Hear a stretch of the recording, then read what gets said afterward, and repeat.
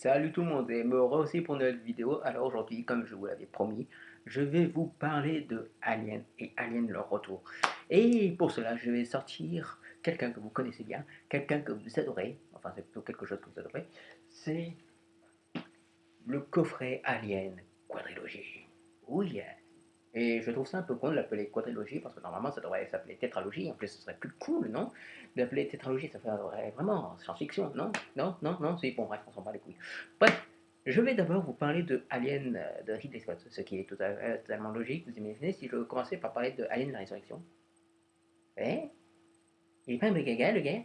Bref, donc parlons de Alien de Ridley Scott. Honnêtement, pour tout vous dire, j'ai revu le film il y a un mois de cela, et parce que je l'avais déjà vu, mais à l'époque où je l'avais vu, la toute première fois que je l'avais vu, j'étais non seulement super jeune, mais en plus de cela, je ne savais pas encore faire de critique de film.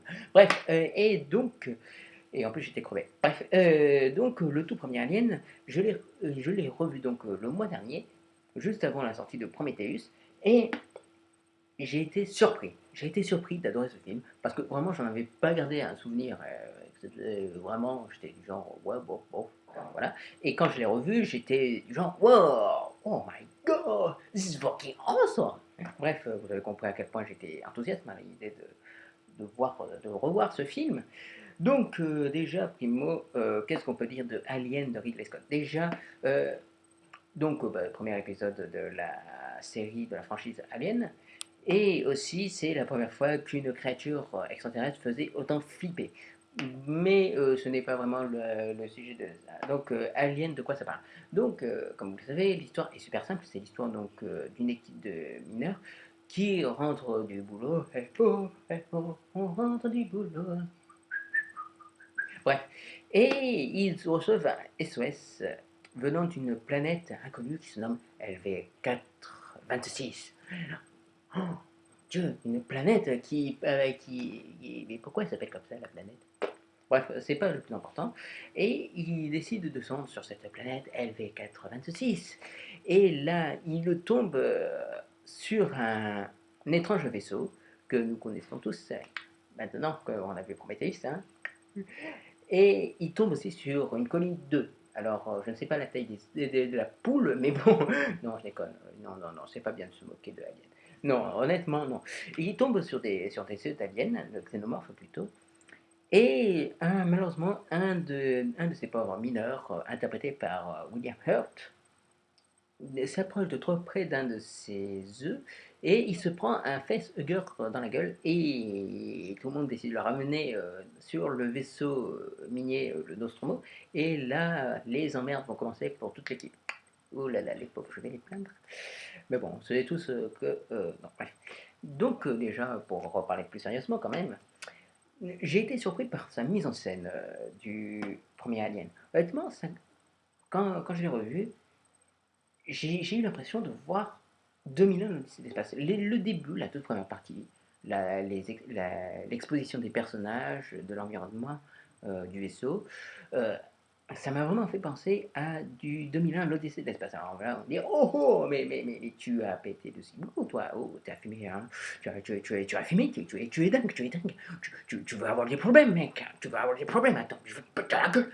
Non, mais c'est vrai, après tout, il n'y a pas de mal à dire que le tout premier Alien lorgne, du moins sa première partie, lorgne sur le 2001 l'Odyssée de l'espace, parce que c'est vraiment filmé de manière super froide, la caméra est posée, les environnements du vaisseau sont blancs, en plus on a la présence d'un ordinateur central qui s'appelle Maman, et dans le 2001 l'Odyssée de l'espace c'était HAL, et puis on entend à un moment donné une musique classique, ce qui peut faire référence à la fameuse séquence magnifique du 2001 de l'espace où on entend le Danube bleu, donc honnêtement, je trouve que c'est tout à fait léger. Ok, mec, tu as raison, alors je ne vais pas te péter la gueule.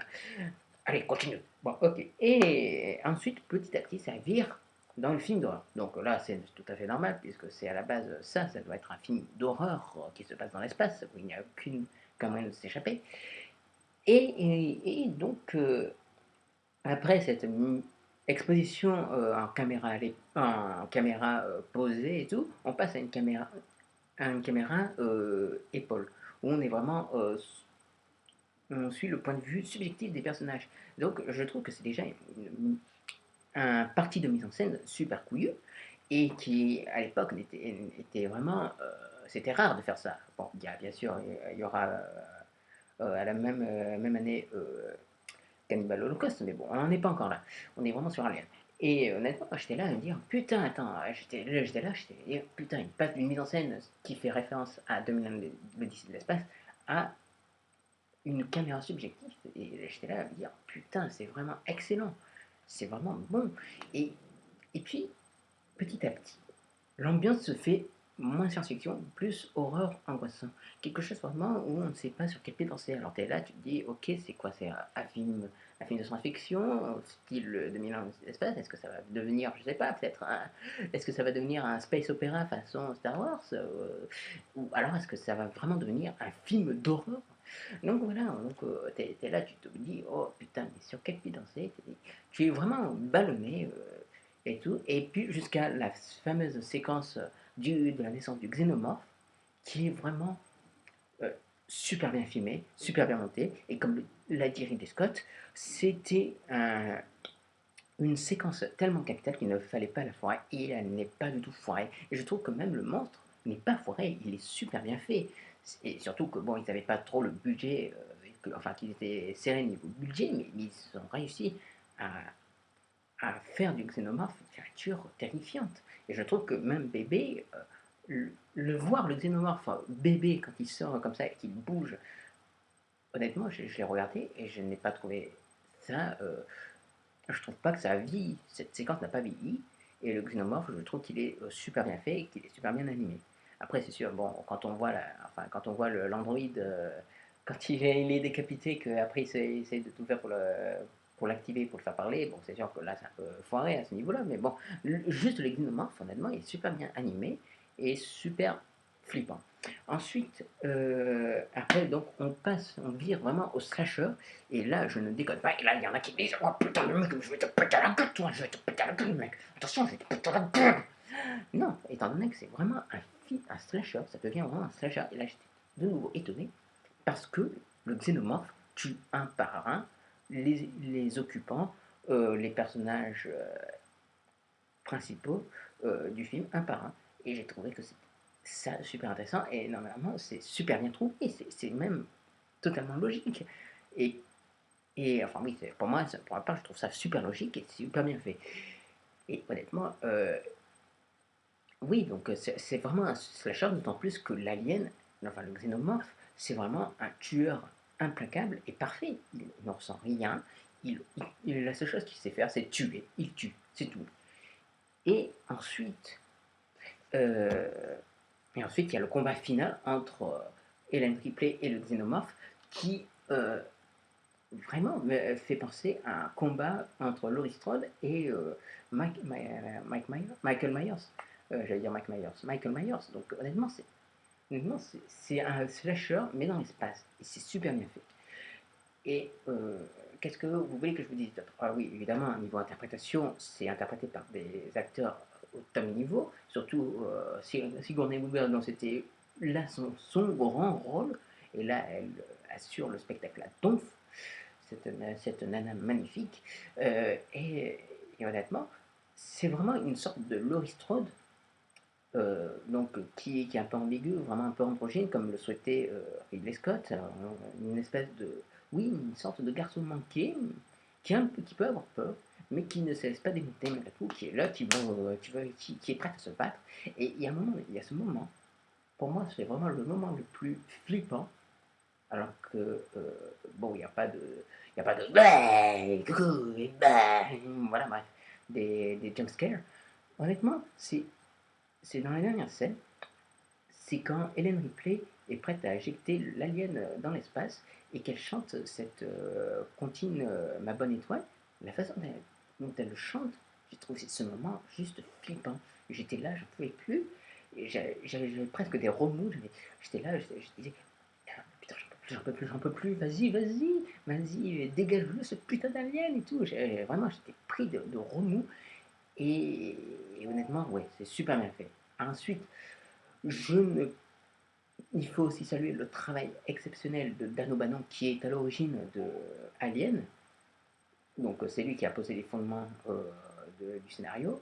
Et ensuite de Mr. H.E. Giger ou Giger, moi je préfère dire Giger parce que c'est plus cool, qui a créé non seulement le visuel de Alien, mais aussi le xénomorphe.